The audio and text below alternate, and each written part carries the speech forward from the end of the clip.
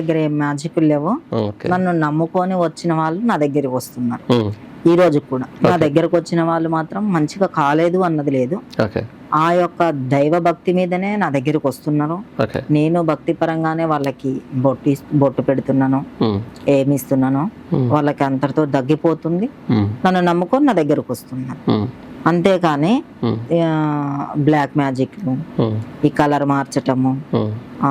ఇట్లా చేతులు పడిపోతాయని చెప్పటము, హ్మ్. ఇవన్నీ నాకు తెలిసినంత వరకైతే కరెక్ట్ కాదు. ఓకే. అండ్ నేను ఒక ఇంటర్వ్యూలో అయితే చూసాను కెమెరామెన్‌కి అరే నమ్మకం కలిగించాలి అని చెప్పేసి అన్నప్పుడు, అరే ఎటు పడ్డా వానికి ఏందనంటే నీ కాలో చెయ్యో లేవకుండా చేస్తా అని చెప్పేసి అనడము.